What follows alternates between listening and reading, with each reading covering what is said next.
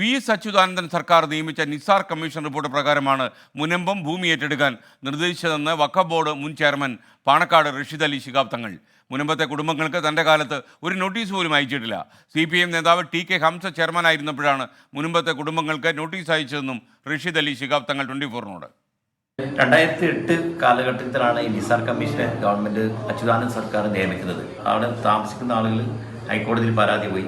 അങ്ങനെ ഹൈക്കോടതി 2016 എനിക്ക് സംശയം 16 കാലഘട്ടത്തിലാണ് ഹൈക്കോടതിയുടെ ഡയറക്ഷൻ വന്നത് ബോർഡിലേക്ക് എങ്ങനെ തിരിച്ചുപിടിക്കണം എന്ന് പറഞ്ഞു. ബോർഡ് ആ തീരുമാനം തിരിച്ചുപിടിക്കാനുള്ള തീരുമാനത്തിൽ നോട്ടീസൊന്നും ഇഷ്യൂ ചെയ്യാതെ അവിടെ വെച്ച് പെൻഡിങ് വെച്ച്. അങ്ങനെ പെൻഡിങ് വെച്ച് അവസാനം കോർട്ട് കണ്ടംപ്റ്റ് വന്നു. കോർട്ട് കണ്ടംപ്റ്റ് വന്നപ്പോൾ പിന്നെ ഞങ്ങൾക്കത് എന്തെങ്കിലും ഒന്ന് ആക്കണം. അതിന് പരിഗണിച്ചു എന്ന വലിയ ബോർഡിൽ പരിഗണിച്ച് വെക്കുകയും ചെയ്തു. പക്ഷേ നോട്ടീസ് ഒരു പാർട്ടിക്കും അവിടുന്ന് വെക്കേറ്റ് ചെയ്യണമെന്നുള്ള നോട്ടീസോ തിരിച്ചു പിടിക്കാനുള്ള നോട്ടീസോ ഇഷ്യൂ ചെയ്തിട്ടില്ല.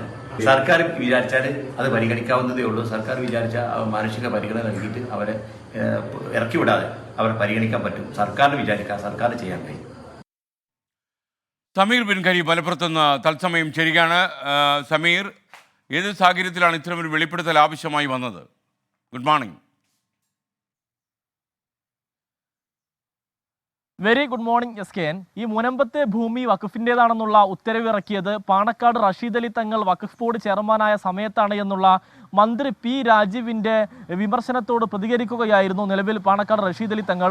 അദ്ദേഹം പറയുന്നത് VS അച്യുതാനന്ദൻ നിയമിച്ച നിസാർ കമ്മീഷൻ റിപ്പോർട്ടിൻ്റെ കൂടി അടിസ്ഥാനത്തിൽ കോടതി അലക്ഷ്യ ഉത്തരവ് വന്ന ഒരു സാഹചര്യമുണ്ടായി. ഈ മുനമ്പത്തെ ഭൂമി വഖഫിൻ്റേതാണെന്നും അത് തിരിച്ചു പിടിക്കണമെന്നുള്ള ഉത്തരവായിരുന്നു വന്നത്. അതിൻ്റെ അടിസ്ഥാനത്തിൽ നിർദ്ദേശത്തിൻ്റെ അടിസ്ഥാനത്തിലായിരുന്നു അന്ന് മുനമ്പത്തെ ഭൂമി വഖഫിൻ്റേതാണെന്നുള്ള ഉത്തരവ് വഖഫ് ബോർഡ് ഇറക്കിയത്. എന്നാൽ അതുമായി ബന്ധപ്പെട്ട് ഭൂമി തിരിച്ചു പിടിക്കാൻ വേണ്ട ഒരു നടപടിയോ നോട്ടീസോ ഒന്നും തന്നെ താൻ ചെയ്തിരുന്നില്ല. അങ്ങനെ ഒരു സംഗതിയും ചെയ്തിട്ടില്ല എന്നുള്ളതാണ് റഷീദ് അലി തങ്ങൾ പറയുന്നത്. പിന്നീട് വന്ന TK ഹംസ വഖഫ് ബോർഡ് ചെയർമാനായ സമയത്താണ് മുനമ്പത്തെ ആളുകൾക്ക് നോട്ടീസ് നൽകിയത് എന്നും പാണക്കാട് റഷീദ് അലി തങ്ങൾ പറഞ്ഞു വെക്കുന്നു. നിലവിൽ സംസ്ഥാന സർക്കാർ വിചാരിച്ചു കഴിഞ്ഞാൽ വളരെ എളുപ്പത്തിൽ പരിഹരിക്കാവുന്ന ഒരു വിഷയം മാത്രമാണിത്. അതുകൊണ്ട് തന്നെ പരിഹരിക്കേണ്ടതുണ്ട്. മുനമ്പത്തെ ഭൂമിയിൽ നിന്നും ആരെയും ഇറക്കി വിടുന്നത് ശരിയല്ല എന്നും പാണക്കാട് റഷീദ് അലി തങ്ങൾ പറഞ്ഞു വെക്കുന്നു. ഏതായാലും അങ്ങോട്ടും ഇങ്ങോട്ടും മുസ്ലിം ലീഗും ഒപ്പം തന്നെ LDF അങ്ങോട്ടും ഇങ്ങോട്ടും പരസ്പരം പഴിചാരി മുനമ്പ വിഷയത്തിൽ പരിഹാരമില്ലാതെ മുന്നോട്ട് പോകുന്ന ഒരവസ്ഥയാണ് നിലവിലുള്ളത്. ഇന്നലെ ഇതുമായി ബന്ധപ്പെട്ട് KT ജലീലും ഒരു പരാമർശം നടത്തിയിരുന്നു.